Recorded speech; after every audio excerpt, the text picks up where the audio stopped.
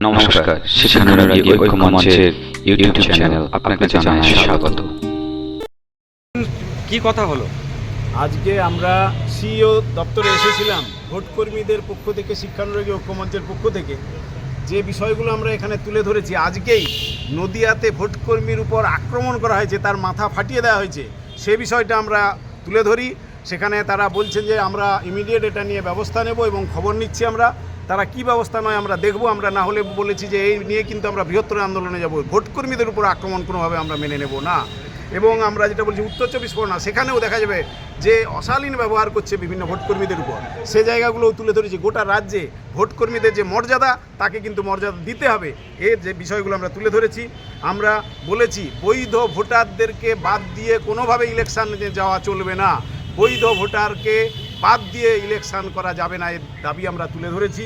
আমরা বলেছি বিএলওদের ডিউটি দেওয়া যাবে না, তারা কথা দিয়েছে বিএলওদের ডিউটি প্রত্যাহার করা হবে, তারা তালিকাও চেয়েছে প্রয়োজনে। আমরা বলেছি তালিকা আমরা দেবো নিশ্চয়ই, কিন্তু আপনাদেরও দায়িত্ব, কোনোভাবে বিএলওদেরকে এইভাবে ডিউটি দেওয়া যাবে না, সেটা বলেছে। তারপরে যে বিশেষভাবে সক্ষম যারা, তাদের বিরাট তালিকা আমরা আজকে তুলে দিয়েছি।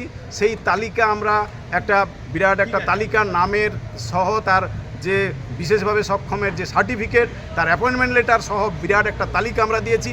তারা বলেছেন যে না, আমরা এগুলো দেখব নিশ্চয়ই গুরুত্ব দিয়ে, সেই ব্যাপারটা তারা বলেছেন। অ্যাসিস্ট্যান্ট বিএলওরা তারা আজ পর্যন্ত টাকা পাচ্ছে না, সেটাও ব্যাপারে তারা গুরুত্ব দিয়ে বলছেন যে এগুলো দেখবেন তারা।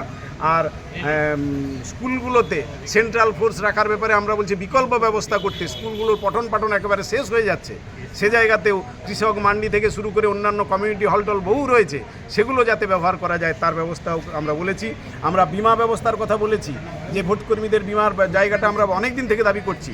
আমরা দাবি করেছি যে প্যাকেজ ড্রিঙ্কিং ওয়াটার দেওয়ার জন্য, এবং যে ফুডিং আর ওই যে রেমুনারেশান, সেই টাকা যাতে ভোটে যাওয়ার আগেই দিয়ে দেওয়া হয় ব্যাঙ্ক অ্যাকাউন্টে, ওখানে গিয়ে দেখা যায় বিক্ষোভ দেখাতে হয় আমাদের, সেটা যেন না হয়, সে ব্যাপারটাও তারা বলেছেন, সেটাও দেখবেন। এবং ডিসিআরসিতে একই রকমের যে নিয়ম, গোটা রাজ্য থেকে একটা ইনস্ট্রাকশন থাকবে, সেই ইনস্ট্রাকশনের ভিত্তিতে যেন কাজ হয়, এই সমস্ত বিষয়গুলো বলেছি।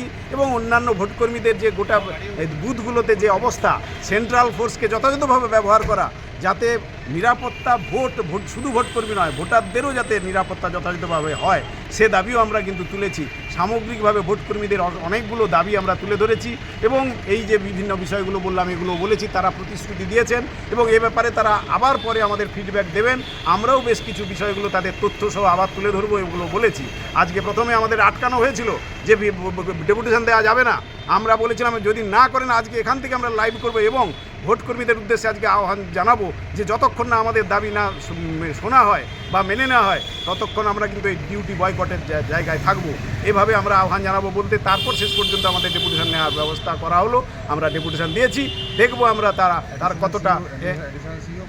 অ্যাডিশনাল সিইও নিয়েছেন, বন্দনা ম্যাডাম, তিনি নিয়েছেন, তিনি হোয়াটসঅ্যাপ নাম্বারও আমাকে দিয়েছেন, বিভিন্ন প্রয়োজনের সব তথ্য আমরা পাঠাবো।